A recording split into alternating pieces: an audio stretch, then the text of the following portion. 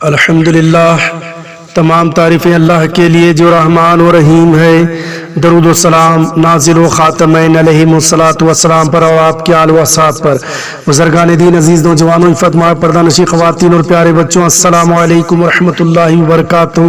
آج کی اس مختصر سی نشست میں ہم اس بات کو سمجھنے کی کوشش کریں گے جن پر اللہ کا فضل ہو۔ یہ سب سے بڑا فضل ہی تو ہے کہ اللہ نے انسان بنایا، اشرف المخلوقات بنایا۔ اس سے بڑا فضل یہ ہے کہ ایمان کی دولت عطا فرمایا۔ اس سے بھی بڑا فضل یہ ہے کہ انہیں ولایت بھی عطا کیا ہو، انہیں ولایت کا مقام عطا کر دیا گیا ہو۔ اور ولایت عامہ کی میں ایک واقعہ پیش کرتا ہوا چلوں جس سے اس بات کا بخوبی علم ہوگا کہ عامہ ولایت سے، عام ولایت سے تعلق رکھنے والے اولیاء کرام کا اگر یہ مقام ہو، یہ نظر ہو، تو خاص ولایت، جنہیں ولایت خاصہ جنہیں حاصل ہو، جنہیں ولایت محمدیہ حاصل ہو، ان کا مقام و مرتبہ کیا ہوگا۔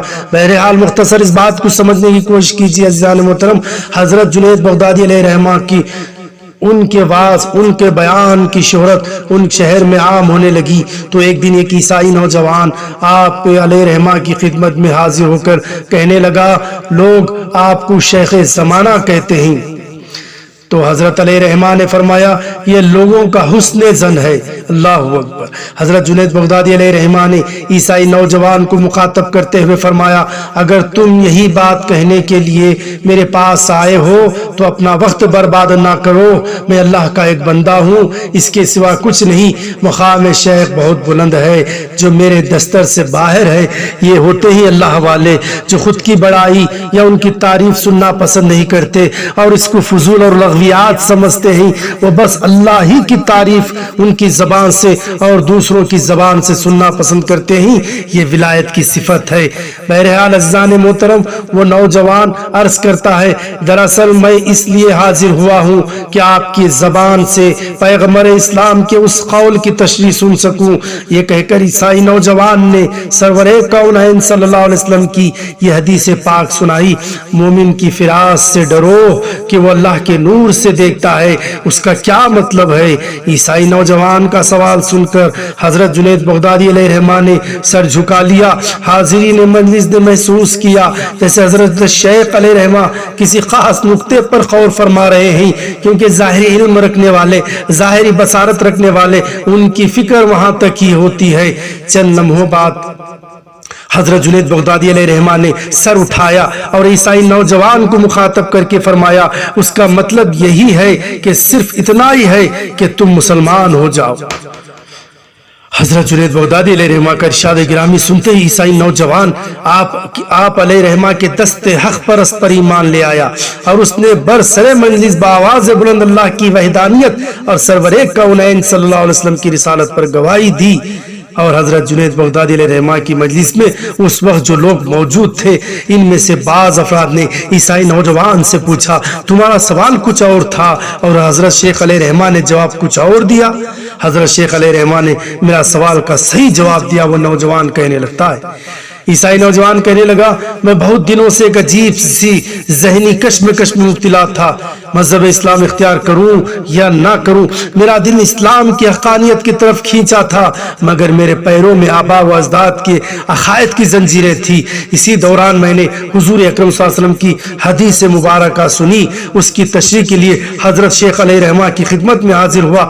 حضرت شیخ علیہ رحمہ نے کشف باطنہ کا یہ حال ہے کہ میری ذہنی کشمکش سے وہ آگاہ ہو گئے، پھر مجھے یقین آ گیا کہ واقعتاً مومن اللہ کے نور سے دیکھتا ہے۔ مومن کو اللہ تعالیٰ ظاہری بصارت کے ساتھ بصیرت عطا کرتا ہے، وہ اللہ کے نور سے دیکھتا ہے۔ یہ مجھے بات سمجھ میں آ گئی، وہ میری ذہنی کشمکش تھی، وہ دور ہو گئی، یقین کامل ہو گیا کہ دین اسلامی سچا دین ہے، تو میں نے ایمان لے آیا۔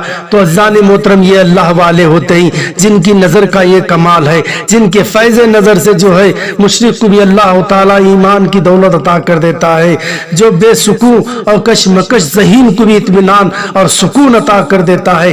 یہ ولایت خاصہ رکھنے والے ولیوں کا یہ مقام ہے. تو ولایت خاصہ رکھنے والوں کا وہ خاتم ولایت کے مقام پر فائز ہونے والے مہدی موعود علیہ السلام کا مقام کیا ہوگا, اور جن سے حاصل ہونے والا فیوز و برکات جن صحابہ و صحابیات کو, جو اولیاء اور بزرگان دین کو حاصل ہوا ہو, ان کے نظر کا کیا کمال ہوگا. اذان محترم, یہی تو ولایت کی باتیں ہیں جس واقعات کو سننے سے ہمارے ایمان کو تقویت ملتی ہے, جن کے باتیں جن کے واقعات سننے سے ہمارے اندر جو ہے عقائد میں مضبوطی اور پختگی پیدا ہو جاتی ہے. اذان محترم یہ ضروری ہے تاکہ ان واقعات سے ہمارے ایمان میں پختگی پیدا ہو جاتی ہے, ہمارے ایمان مضبوط اور مستحکم ہو جاتا ہے. یہ ضرورت ہے اس بات کی کہ ان کی نظر ہم گنہگاروں پر بھی پڑے, ہمارے ذہنی کشمکش بھی دور ہو جائے, ہمارے اختلاف بھی ختم ہو کر رہ جائے, ہماری دنیائی محبتیں بھی ختم ہو جائے, ہمارے خواہشات بھی ختم ہو جائے. بس اللہ سے یہی دعا ہے یہ بزرگان دین کے نظر کرم ہم گنہگاروں پر بھی پڑے. اے اللہ, ان کے نظروں کے توسط سے ہماری کشمکش بھی دور ہو جائے, ہمارے اختلافات بھی دور ہو جائے, ہمارے آپسی نفرتیں بھی دور ہو جائے, ہمارے بغض و عناد بھی دور ختم ہو کر رہ جائے, ہمارے شر کے عناصر بھی ختم ہو کر رہ جائے. اتفاق اور محبت ہم پر جو ہے ایک دوسرے سے اللہ ہمیں ان نظروں کے صدقے سے پیدا کر دے, اور ایمان کو اور ہمارے تقویت پیدا کر دے, اور ان کے نظروں کے صدقے سے ہر بلا اور وبا سے اللہ ہمیں محفوظ فرمائے. وآخر دعوانا الحمدللہ رب العالمین.